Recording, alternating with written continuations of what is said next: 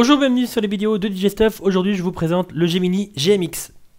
Donc, le GMX, c'est un périphérique qui vient se rajouter en plus dans cette petite famille qui est apparue depuis quelques années. Pas énormément de temps, mais déjà quand même. La famille des standalone. Donc, c'est un tout en un autonome, c'est-à-dire que vous pourrez mettre des morceaux directement sur une clé USB en Wave ou en MP3. Donc clé USB, vous les mettez dedans, paf, vous les mettez dessus et juste votre casque, votre clé USB, le GMX, une paire d'enceintes et c'est bon, aucun ordinateur. Mais vous pouvez cependant le brancher à un ordinateur via un câble USB normal comme une imprimante type A, type B des deux côtés. Enfin, type A d'un côté, type B de l'autre. Et d'allumer ici le petit bouton MIDI et vous pourrez gérer sur un logiciel type Tractor ou Cross, enfin en tout cas tout logiciel qui ne demanderait pas une certification pour le guidage MIDI et la carte son, parce qu'il est pourvu d'une carte son pour ressortir le son directement sur vos enceintes, bien entendu. On va regarder la partie navigation. Je vais le faire sur l'écran de droite parce que je vais préparer mon morceau sur la partie de gauche. Et la partie table mixage et la partie deck. Donc la partie de navigation, c'est tout simple. Quand vous branchez une clé USB, pouf, il la reconnaît.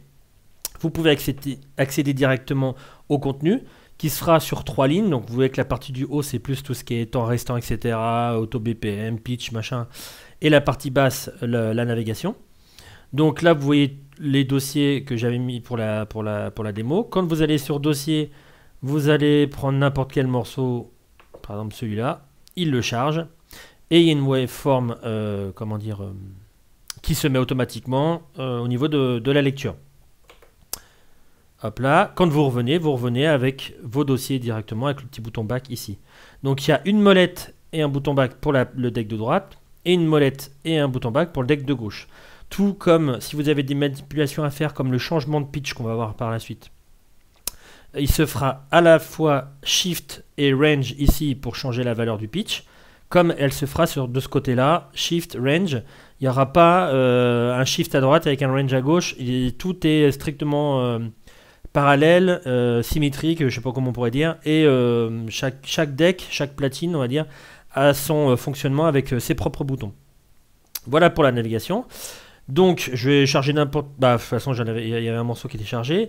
On va voir tous les changements qu'on peut faire. Par exemple, le changement de temps. Donc, vous avez le temps écoulé. Donc là, il y a 40 frames. Et là, le temps restant, 6 minutes 32.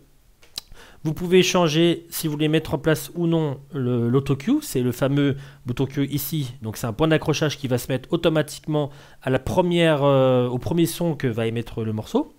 Mettre ou non en fonction répétition. La grosseur de la waveform. Pour des soucis de droit, je ne vais pas mettre l'audio. Je vais prendre le morceau de gauche pour faire le reste des manipulations. Mais vous allez voir que pour la waveform, voilà, on va voir ici. Elle est de plus en plus grande. Je vais basculer un peu dans le morceau, un peu plus loin pour vous montrer ce que ça donne. Voilà, donc là vous avez la waveform plus grosse.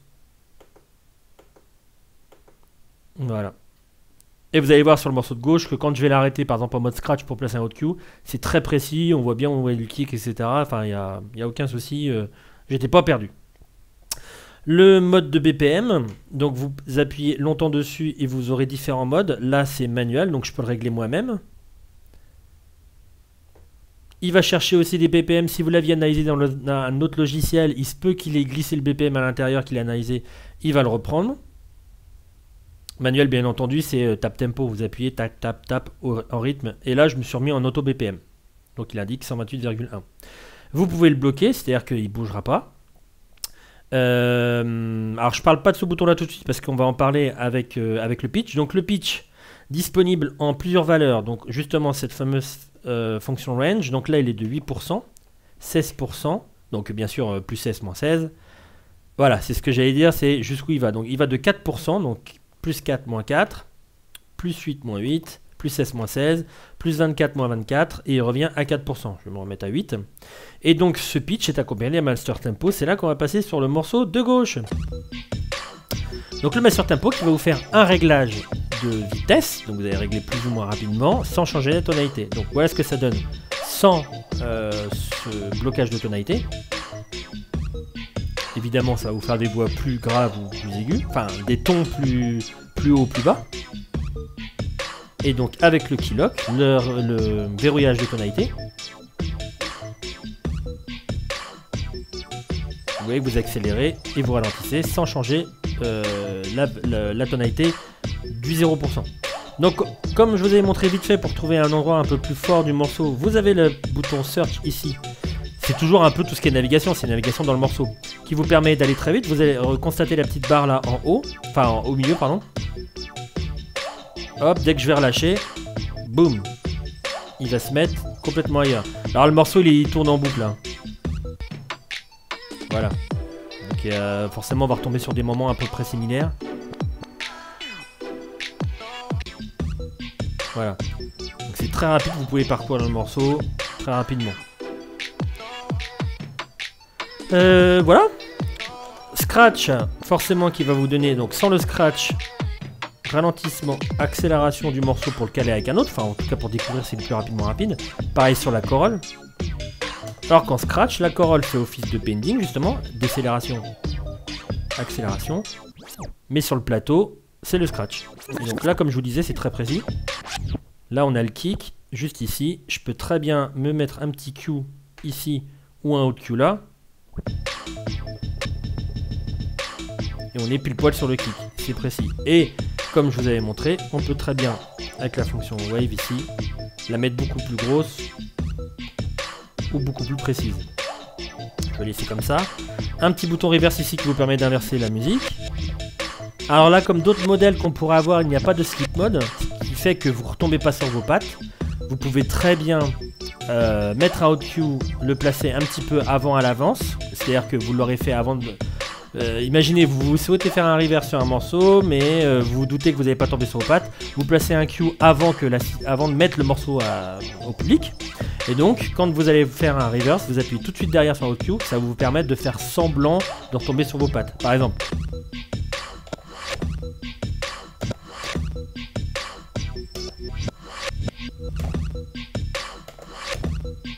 Vous appuyez au moment où vous appuyez sur... où vous retirez la fonction reverse. Ça fait un semblant de slip mode. Donc, comme si vous passiez par-dessus la musique. Puisque là, il n'y a pas cette fonction-là sur ce standalone. Donc justement, comme on parle des OutQ, ils sont au nombre de 8. Donc les 4 premiers là, les 4 seconds ici. Vous pouvez les activer, enfin les enregistrer comme vous voulez, soit en arrêtant la musique, soit en faisant à la volée. Et pour l'effacer, Shift, hop là. Et ils sont assez réactifs.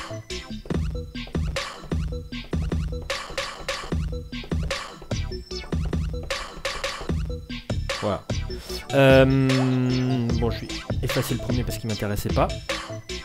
Et la fonction OutQ peut faire aussi office de fonction de boucle. Donc soit vous pouvez faire le in, le out, comme d'habitude traditionnellement, entrée et sortie d'un morceau.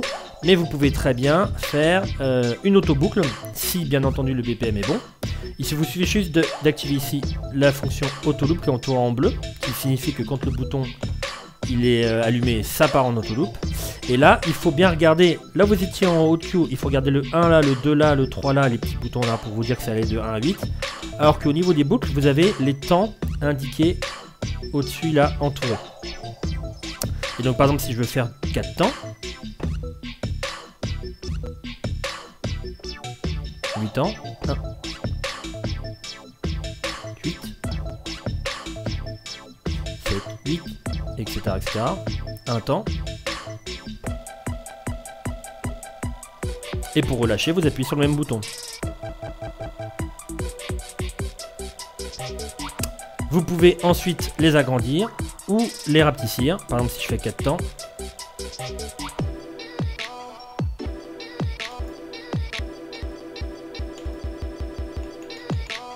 Etc, etc. Et vous avez le bouton qui flash ici pour vous dire que vous êtes bien sur ce temps-là. Regardez. 8.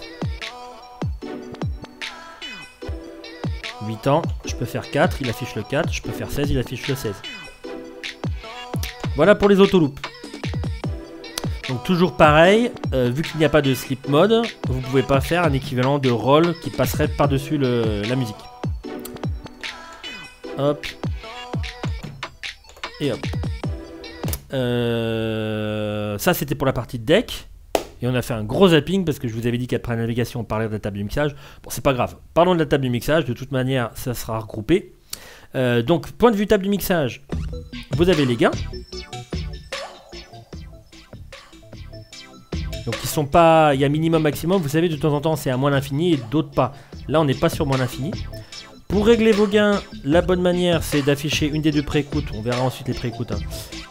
En affichant la préécoute, ça vous affiche le gain de chaque voix. Vous voyez, il n'y a rien. Là, on a ici. Si vous affichez master, bien entendu, ça affichera en stéréo master. Et vous réglez vos gains pour qu'il arrive par exemple à la premier clignotement au rouge-orange qu'il y a sur le vumètre. Une fois que les gains sont bien réglés, la triple égalisation, qui est juste en mode cut, pas de kill, c'est-à-dire qu'il reste encore un peu un résiduel de la musique. Filtre, sans résonance, passe bas.